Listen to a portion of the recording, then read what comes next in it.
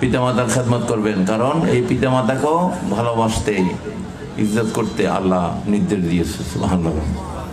শুধু নবী রাসূল পীর আউলিয়াদের না, ওস্তাদকে, পিতামাতাকে আদব, তাদের সাথে কথা, নরম সুরে কথা বলা, কর্কশ না। আল্লাহ পাক কোরআনে বলছে, তোমার কোনো কথায় ব্যথা,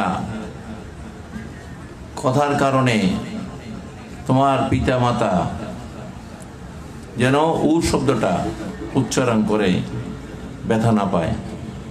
মানুষ ব্যথা পাইলে উ শব্দটা উচ্চারণ করে না? তোমার কোনো কথায়, ব্যবহারে তোমার পিতা মাতা যেন উ শব্দটা উচ্চারণ না করে। সুবহানাল্লাহ বলেন। এটা আল্লাহর খেয়াল আছে কিনা?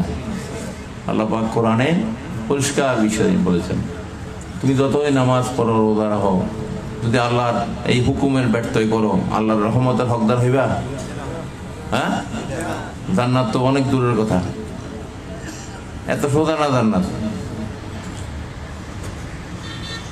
আল্লাহ পাক যাদেরকে সম্মান করতে বলেছে, ইজ্জত করতে বলেছে, যাদেরকে কষ্ট দিতে মানা করেছে, আমরা সেগুলো মানতে হবে, ঠিক কিনা? তখন আমাদের ইবাদত বন্দেগীতে ফল হবে, আর নইলে কোনো ফল হবে না। এগুলো শুধু সময় নষ্ট হবে। কি হবে? সময় নষ্ট হবে, কোনো ফায়দা হবে না, মূল জায়গায় এটা পৌঁছবে না। এখন মোবাইলে যদি এই যে নেটওয়ার্ক যদি না থাকে, কথা দেব, হ্যাঁ, ছবি দেব, কোনো কিছুতে দেব না, তো নেটওয়ার্কে যদি কাটা দেয় লাভ হইব?